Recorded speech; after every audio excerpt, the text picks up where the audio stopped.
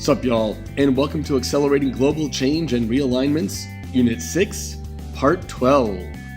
In this video, we're going to look at the expansion of globalization. According to most economists, historians, and geographers, there have been two major waves of globalization. As we studied previously, the first truly global empire was Portugal, because they were the first to connect colonies around the globe through maritime trade. However, the pace of this international trade remained relatively small until what is called the first wave of globalization, which began toward the end of the First Industrial Revolution from around 1840 until 1914. This had an intranational effect. For example, in the United States, canals and then railways greatly reduced transport costs, leading to greater economic integration. For comparison, in 1850, ships carried 6 times the freight of railroads. By 1890, railroads carried 5 times the freight of ships. However, globalization took off primarily through steamships, which reduced international transport costs while increasing speed and reliability. These transport costs fell enough to make large-scale trade possible between places based on their comparative advantage. So trade increased the greatest between distant and dissimilar countries, those with different climates and natural resources. For example, Britain traded manufactured goods for Indian tea, Argentine beef, and Australian wool. Widespread reductions in tariff barriers also led to a massive increase in trade, as well as migration streams. 60 million people migrated from Europe to places like North America and Australia to work on newly available land. The first wave of globalization retreated and came to an end after 1914. And even though transport technology continued to improve, trade policy went into full reverse. World War I and the Great Depression greatly reduced the demand for many goods, and countries increased tariffs in a vain attempt to bolster their domestic markets. The retreat into nationalism produced anti-immigrant sentiment, and restrictions led to the decline of immigration. The second wave of globalization began at the end of World War II, in 1945, and has continued to this day. The United Nations was founded in that same year, and the impetus of internationalism persuaded governments to increase cooperation and reduce trade barriers. From 1950 to the late 1970s, sea freight charges fell by a third, and the combination of lower tariffs along with reduced transport cost led to the Fordist Era, where agglomeration and economies of scale led to massive savings and increases in profits. In the landmark book The Wealth of Nations, Adam Smith contended the division of labor is limited only by the extent of the market. And it was in the 1970s that a convergence of transport and communication technologies, combined with the emergence of new labor pools in the developing world, that a post-Fordist era emerged with an emphasis on economies of scope, in which efficiency is formed through variety, not volume. This will be explained further. However, the second wave of globalization has led to a new international division of labor. Keep in mind, the Green Revolution had its beginnings in 1940, and with it, developing countries such as China, Mexico, and India went from food-poor to food-rich nations, enabling them to begin large-scale industrialization. Containerization had its start in the 1950s. For comparison, in 1956, the loading of loose cargo cost just under $6 a ton. When containers were introduced in that year, the loading cost was less than 16 cents a ton. Now let's look even more closely at the year that truly marked the beginning of the Post-Fordist Era, 1973. Look at some of the technologies that were invented in this year. The first personal computer was developed by Xerox. Ethernet cable. Fiber optic cable. The first cell phone invented by Motorola, the brick. And the internet was basically invented in 1973. The means of breaking down and transmitting data across networks was worked out by engineers at the U.S. Department of Defense. Other innovations included Universal Product Codes, or UPC symbols, genetic engineering through recombinant DNA, making the gene revolution possible. And Skylab, the first space station, was launched by NASA. And last but not least, I was born. In October of that year, the Arab-Israeli War broke out when a coalition of Arab states led by Egypt and Syria launched a surprise attack against Israel to gain lost land. This occurred during the time of Yom Kippur and Ramadan. The United States supplied Israel with arms, and as a result, the Arab members of OPEC, the Organization of Petroleum Exporting Countries, enacted an oil embargo against the US and other Israeli supporters, essentially most Western democracies, such as the UK. prices quadrupled in half a year, from around $3 to $12 a barrel. Israel quickly gained the edge and negotiated a ceasefire. Nonetheless, a worldwide energy crisis ensued.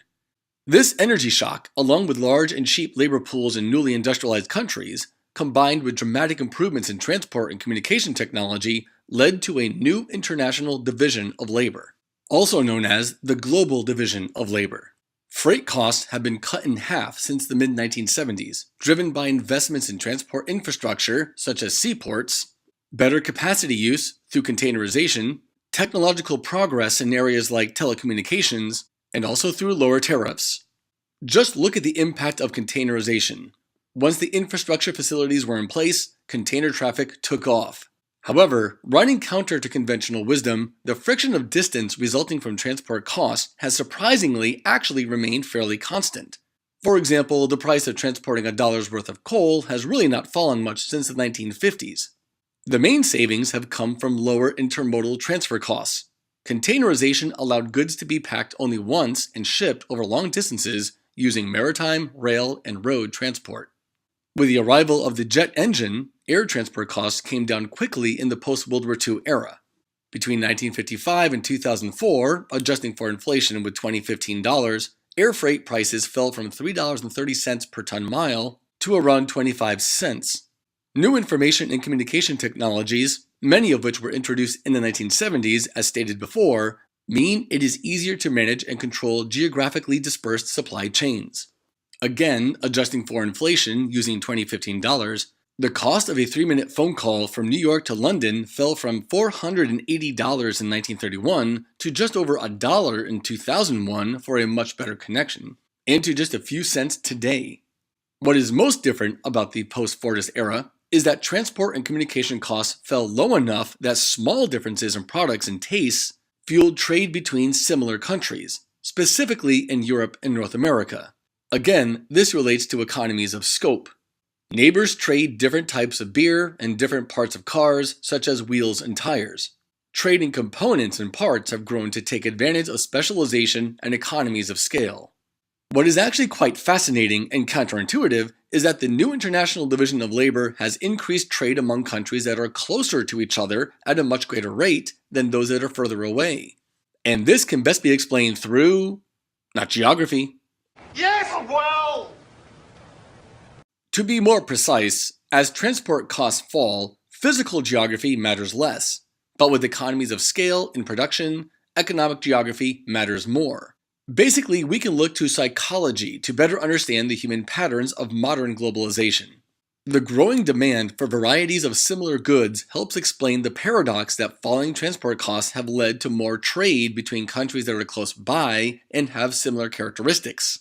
Once a region starts to become specialized, infrastructure that facilitates the industry, or industries, build within and around it, and this makes the area more efficient.